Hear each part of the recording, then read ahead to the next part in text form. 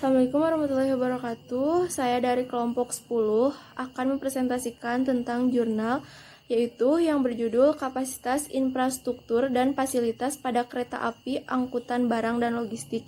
Di sini saya beranggotakan dengan diri saya sendiri, Ninda Anissa Sapitri, dengan NIM 51121811005. Yang kedua, Sania Putri Septiani dengan NIM 51121811011 dan Fajar Trihamijaya dengan NIM 51121811014. Nah, yang pertama akan dijelaskan oleh Sania. Assalamualaikum warahmatullahi wabarakatuh. Perkenalkan, nama saya Sania Putri. Di sini saya akan membahas mengenai latar belakang. Tersedianya jaringan prasarana kereta api dapat mendukung sistem logistik nasional serta angkutan penumpang massal perkotaan dan antar kota. Potensi pasar angkutan kereta api sangatlah besar, khususnya terkait keunggulan kereta api dibandingkan dengan moda lain, seperti kapasitas angkut, ketepatan waktu, dan biaya angkut yang relatif lebih murah. Angkutan kereta api mendukung pengembangan multimoda yang terintegrasi dengan pengembangan transportasi umum lainnya. Menurut LPI dalam Yunani tahun 2014, di Indonesia pengurusan pabean, infrastruktur, dan pengiriman barang internasional merupakan komponen terendah. Infrastruktur jalan, pelabuhan, dan bandara Indonesia masih buruk, selalu di bawah Thailand. Hanya infrastruktur kereta api yang jauh lebih baik, berada di urutan ketiga setelah Singapura dan Malaysia. Untuk pengiriman volume besar dan jarak jauh, kereta api lebih efisien dan ramah lingkungan, sehingga dapat dimanfaatkan sebagai distribusi barang dan logistik pelabuhan ke pelabuhan besar di Pulau Jawa dan Sumatera, dengan melihat jalur kereta api yang sudah ada. Oleh karena itu, yang harus ditingkatkan adalah penyediaan sarana gerbong kereta api atau usaha kerjasama industri logistik dengan perusahaan kereta api. Fokus penelitian ini yaitu optimalisasi kapasitas infrastruktur angkutan kereta api terhadap distribusi barang pada PT Kereta Api Logistik, khususnya terkait dengan kapasitas infrastruktur. Kondisi infrastruktur yang belum optimal, peran atau campur tangan pemerintah dalam regulasi optimalisasi infrastruktur angkutan kereta api logistik kalah bersaing dengan moda transportasi darat lain. Selanjutnya kita masuk ke dalam metode penelitian. Penelitian ini menggunakan pengumpulan data kualitatif dan juga kuantitatif. Data kualitatif ini mengidentifikasi nilai tingkat kecanggihan teknologi dan nilai state of the art pada 4 komponen teknologi THIO. Selanjutnya, kuantitatif. Penggunaan data kuantitatif dapat dilakukan untuk mendapatkan nilai kontribusi komponen teknologi dengan menggunakan persamaan model teknometrik. Sumber data yang digunakan dalam penelitian ini adalah data primer dan data sekunder. Data primer adalah data yang dikumpulkan dan diolah sendiri oleh peneliti yang diperoleh melalui pengamatan langsung dari wawancara responden di divisi angkutan kontainer. Sedangkan data sekunder diperoleh dari dokumen internal PT KA-log dan literatur lainnya seperti buku, jurnal, laporan hasil penelitian, kebijakan pemerintah yang terkait dengan transportasi dan teknologi transportasi.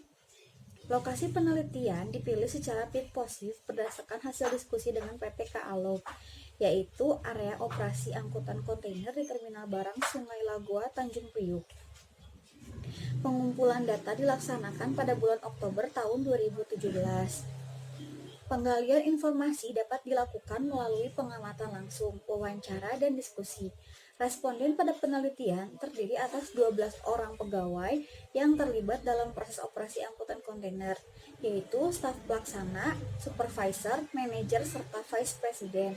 Sedangkan responden pakar yang memberikan penilaian intensitas kontribusi komponen teknologi adalah 5 orang. Manajer yang memiliki pengalaman di bidang pengelolaan teknologi. Sekian dari saya, terima kasih. Analisis dan pembahasan. Nah, di sini ada keterbatasan infrastruktur.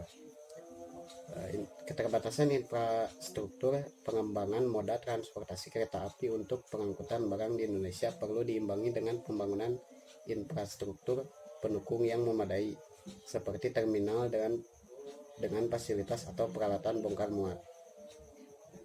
Para pelaku usaha lebih memilih penggunaan truk daripada kereta api karena alasan handling, jadwal, aksesibilitas, dan sebagainya. Kondisi tersebut mengakibatkan sering terjadinya kecelakaan lalu lintas, meningkatkan kerusakan jalan dan juga tidak ramah lingkungan akibat kemacetan dan dapat meningkatkan emisi gas buang. Pengurangan beban jalan dapat dialihkan dan diseimbangkan dengan moda transportasi lainnya seperti kereta api dan transportasi laut yang memiliki kapasitas daya angkut lebih besar dan waktu perjalanan yang relatif cepat, bebas pungutan liar, dan keamanan serta keselamatan barang terjaga.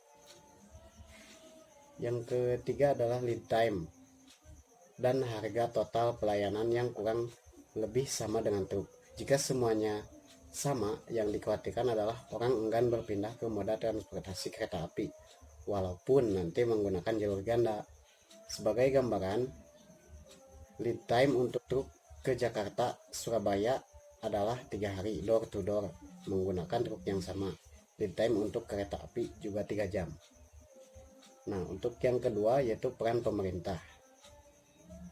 Peran pemerintah dalam mendorong atau mempercepat kegiatan kereta api logistik berjalan dan membantu masalah transportasi barang. Ternyata jika melihat realitasnya bahwa tidak ada peran atau campur tangan dari pemerintah dalam regulasi optimalisasi infrastruktur.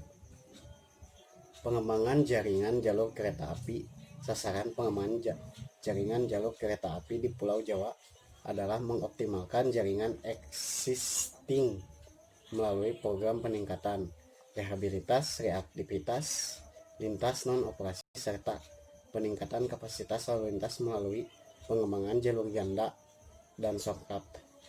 Pembangunan jalur kereta api pelabuhan lintas Karawang Cimalaya, Tanjung Perak, Tanjung Mas, Ujung Jabung, Patimban, Tanjung Intan, Penarukan.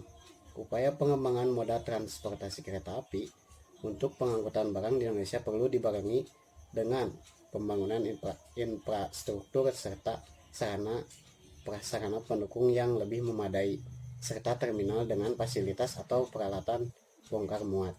Selain itu, operasionalisasi kereta api untuk pengangkutan barang dan logistik harus secara profesional yang bisa dilakukan melalui kerjasama operasi dengan pihak swasta. Nah, untuk yang ketiga, permintaan terhadap pengangkutan barang dan logistik.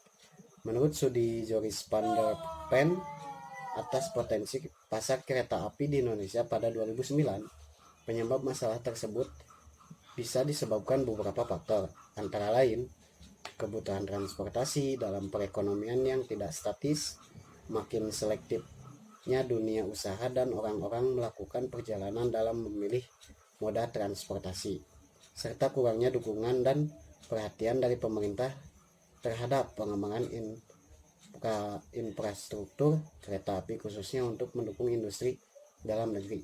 Dalam hal ini, kelemahan tersebut terletak pada penggunaan rel kereta api jalur ganda terhadap logistik. Dalam wawancara mengenai kondisi layanan angkutan kontainer kereta api yang sebenarnya memiliki sejumlah keunggulan, tetapi tidak dilirik oleh industri barang dan jasa. Tercatat juga bahwa aliran permintaan angkutan barang dari barat ke timur dan sebaliknya di Pulau Jawa tidak terdistribusi secara merata.